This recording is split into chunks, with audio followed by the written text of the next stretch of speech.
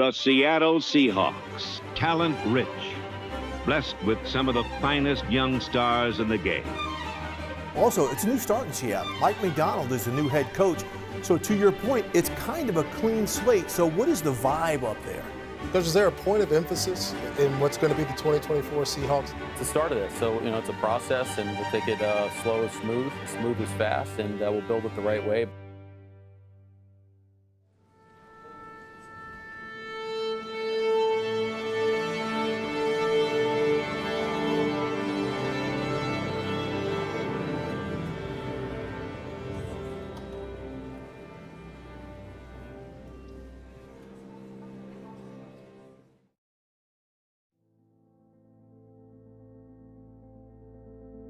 It starts to become less theoretical, and actually you actually get to see the team practice. And for most of the offseason, or at least the first half of the offseason, you're really just writing about what it could look like and what this player, what his role could be. And this is the time of the year where you actually get to see it. I'm Brady Henderson. I cover the Seahawks for ESPN.com. Going from 4 or 5 months, whatever it is, where there's no football. I love football. That's why I do this job. And so it's fun to be able to get back on a practice field, even, the small handful of the ones that we get to see, that we get to cover. It's just fun to be out here and fun to see kind of how an NFL team is coming together. Bob Condotta. I'm a staff reporter with the Seattle Times, and my job at the moment is to cover the Seahawks. I actually really enjoy this part of the offseason because we're through the roster construction time. Obviously, we had free agency and then the draft, and they make all these moves, and you kind of see it's kind of like the chess pieces coming together or whatever. And then we finally get to see them all out on the field, and we see how it's literally starting to come together. What the team might look like in the fall, and we're sort of lucky enough as reporters, I guess, to get some of the first real look at that, that all the people will see in July and August when training camp starts. The newness of it, especially this year with the new coaching staff, of just we're starting to get a glimpse of what this team will be. I mean, new players, obviously you have a new rookie class, some of the guys they add in free agency, but then also whole new coaching staff. I mean, for the entire time I've covered this team, basically it's been pretty similar coaching staff-wise, same head coach, obviously, with Pete Carroll, so now we get to see what Mike Macdonald's bringing in. My name is John Boyle. I'm Senior Reporter for Seahawks.com, which basically means I write about the team for the website. For me, I think it's just excitement to see what Mike Macdonald does with this defense. We obviously saw it in Baltimore, one of the best, if not the best defense in the NFL. The Seahawks defense didn't perform like it wanted to the last couple of years, but there is a lot of talent on that side of the ball. So really curious to see what Mike Macdonald and that coaching staff can do. And, he's been seen as a very creative coach. I've seen some people kind of compare it to like Sean McVay, but on defense, just sort of this young, perceived genius, if you will. I don't know if I like that term for football, but whatever it is, I think this offense is going to be plenty good. So if this defense can take that leap from where they were to maybe what Mike Macdonald can do with them, then I think this team has a chance to be pretty darn good. Here we go. Got game scenarios.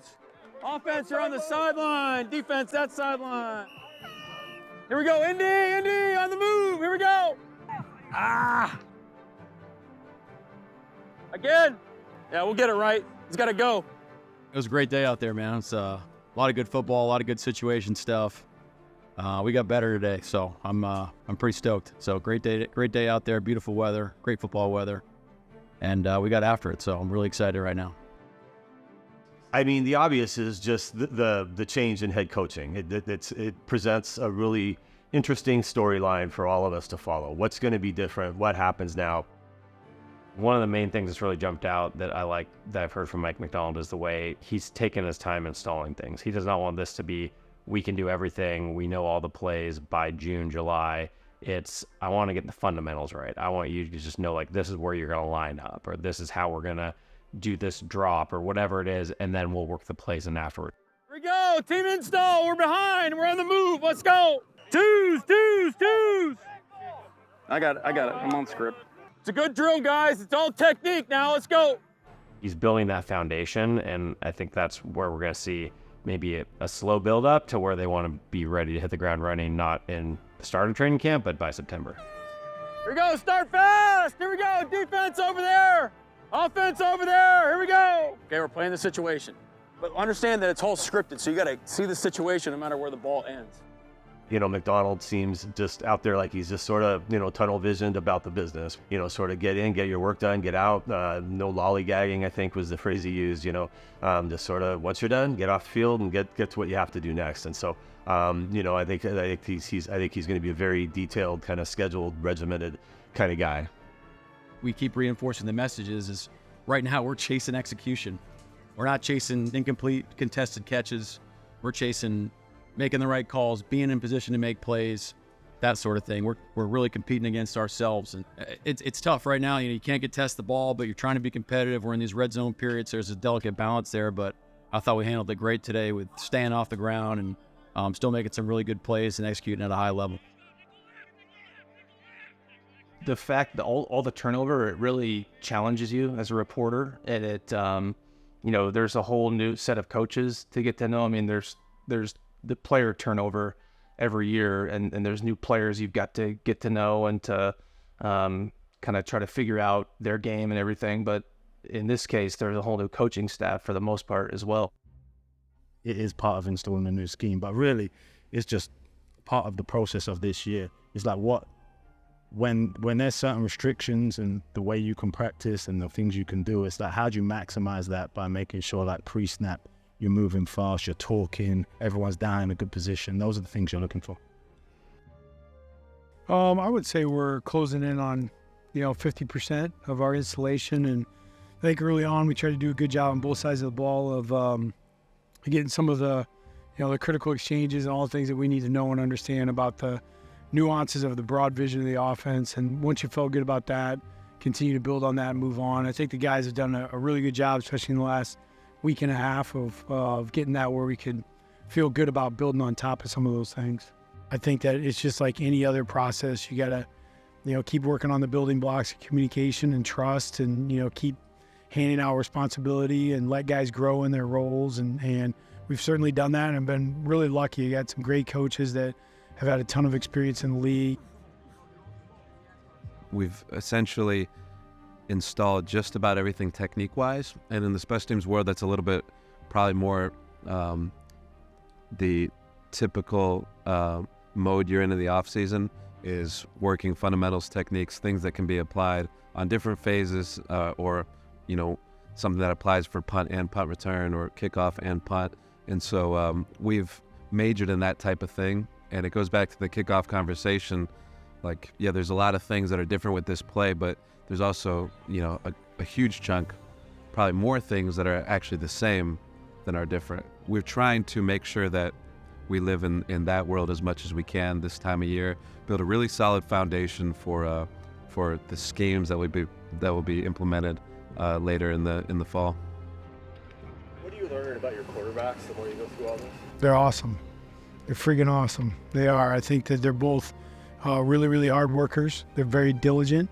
Intelligent, and I know that it means a lot to them. And I think that their leadership in the room and how they react and work together says a lot about the kind of guys that they are, that they understand the team concept, and they're both fighting to get better every day. And I couldn't be more happy with, number one, where they're at, and then the type of guys that management has brought into this place have done a really good job. My first impressions of our new coaching staff, these guys they're on it. They have a plan. They're connected to one another. You can tell in their meetings, they're clear and concise with their wording and how they want things done, the vision for this team. I think with our coaching staff, we're all learning one another. They're learning us as players. We're learning them as coaches. But the type of people they are, you can tell they're just genuine people. They love football and they love to coach. There is a really good marriage there with some of the skill set that Gino has. I think that, we ask our quarterbacks to do a lot. Luckily for us, Gino's really athletic as well. And I think for us, we don't have to limit it to just drop back. I think he's really good in the play action game as well, which will be a big part of our offense. And I think for us, it's not just the 5-step all the time, but I do think that Gino is really good at getting the ball out on time and very efficient with the football, which he obviously showed in 22, led the league in completion percentage. So I think that's something that marriage, understanding how to get the ball out on time and really take care of the football, is something that works obviously really well. I did think it was interesting when we heard from Mike McDonald last week. He said that they are something to the effect of how they're challenging Geno Smith as a leader. He's highly competitive. I love how Geno works. We're pushing him to take the next step as a football player and as a leader, and I think he's answering the call. So really excited about Geno up to this point, just getting to know him, but just really such a respect for how hard this man works at his craft. I think, we as reporters, we missed a follow-up on that. So that's something that I'll have my eyes on, just to see if there's any noticeable difference in how he leads and what he's like in the locker room when we start to have access to the locker room and all that, and how he interacts with players and how he talks about them in press conference settings and all that. For me, it's all about the work and all about what you do and not what you say. And so to me, culture is about not about potential, but about the things you get done. And we have the guys in here. We got a ton of potential with all the talent, with the great coaches that we have, with this great organization and all the people around it. But now there's the time to get things done. And so that's really where I'm at with it. Realizing your ability to collaborate. And I think that coaching quarterbacks, especially, and working with Charles in that room, making sure that Geno and Sam feel like they have all the tools and the weapons they need to go out there and compete at the highest level. And that's no different than I've ever felt in my quarterback room, is just trying to make sure that I'm there to, help with the translation, get them feeling confident, ready to play. 100% has nothing to do with me. I'm just trying to be here to help those guys get out there and do the crazy things that they can do on Sunday. I think you can just feel it come out of the huddle. Like, I think you can hear the defense, being ahead of plays more, anticipating things. There's things we're always going to chase, especially with the young guys. But I think when you start to see how it all comes together on both sides of the ball and guys understand how it fits, I think you can feel that just by the speed about how we're practicing. When I came in, Mike had a very clear vision of what the system was. I really understood that. I think to answer your question, is more like us three growing together has been one of the most funnest parts of doing this process. Just sitting down, talking football, understanding how we see situations, understanding how we see the game, then how we see building the culture together and the style that we play with. As much as we're different, there's things we're like-minded in the things that we believe in, our principles, and that's been the most fun thing so far for me. This is an interesting time leadership-wise because we've seen some guys move on. I mean, for the longest time, Bobby Wagner was the voice on defense, and then even you had guys like Quandre Diggs, and so with them gone now, I think it's a great opportunity for a player like Uchenna Nwosu, who's been really good player his 2 years here. Unfortunately, got hurt last year, but he's kind of a leader of a young group up front on the edge. They just all have the same vision, and then when you see that vision come to life, you know where it started, and that started in the meeting room day one. The recovery process has been good. I don't know what to expect, because I've never been injured really or had this type of injury, so I wasn't sure what to expect, but I've made huge progress, and it's only getting better. Now it's the little muscles, I guess you can call it, just the fine tuning and just making sure I'm 100%. So I'm on the right path for sure. On the back of the defense, I think it's a great opportunity for someone like Julian Love to really step up and lead that young secondary. Linebackers are mission to see because, that's usually a position that brings leadership, but there's a lot of newness there. It's been good so far. I think everybody's kind of raring to get after it and kind of build that foundation of who we want to be this year. Really getting to know our guys and how we can get the best out of one another. And other than that, just be myself. Just, have some fun playing football. I'm mic'd up today. Give you a heads up. I'll text you. It's the second time I've ever done it. The first time the Ravens did it, I swear to God, they got like 30 seconds out of it. I never got asked again. Yeah, I'm a little familiar with his game. I was in a version of it my fourth year when I was with New York, and people kind of see it, think everything's pressure heavy, but there's a lot of simulated stuff and a lot of dropping back and it's a big mixture. So I'm excited to kind of get in the weeds with it and learn all that.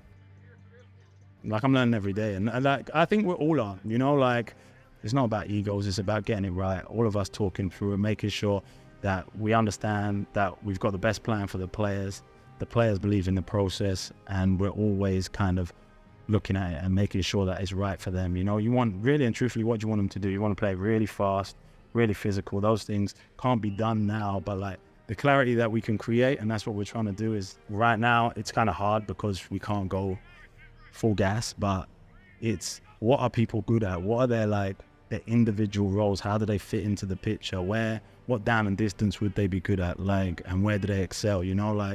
I really believe up front is about creating a way of playing that enhances people's ability in certain situations. There's a couple of guys that really just flourish in every situation, and there's other guys like Hank or those guys that flourish in certain situations, and then how you rotate them. We've got so much versatility, You can see it, but I think on the back end, there's a bit less room for error. So right now it's about defining your job and understand. Before you can build on the versatility, it's really understanding your job, understanding the checks, understanding how they align and the detail within that. And once they master that, that's when you can start the versatility. Part of what's really interesting, and Mike McDonald's touched on this a little bit, is they're still figuring it out as they go. This isn't some well-oiled machine that's been doing this together for a long time. Mike McDonald built this coaching staff. It's not, I'm going to bring in a bunch of guys who I've worked with, who I know, we know the same system. We've all done this together. He went out and got an offensive coordinator he's never worked with. He got a defensive coordinator he's never worked with. And he's talked about his goal is just, not to go for familiarity, but go for smart guys, football guys that, maybe they see the game the same way. They got along well in the interviews. So I think because of that, we're seeing this coaching staff figured out as they go, and it's going to evolve over time, all the way probably into the season.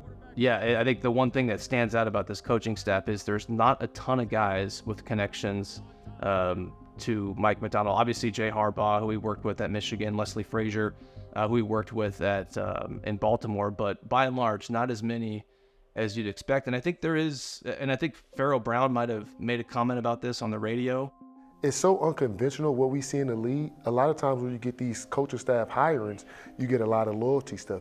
Mike went out and interviewed all prospects and hired who he thought the best was. So now we have a building environment where nobody is connected from previous stops. He didn't bring the people from Baltimore. He went out and hired who he thought was the best at each position.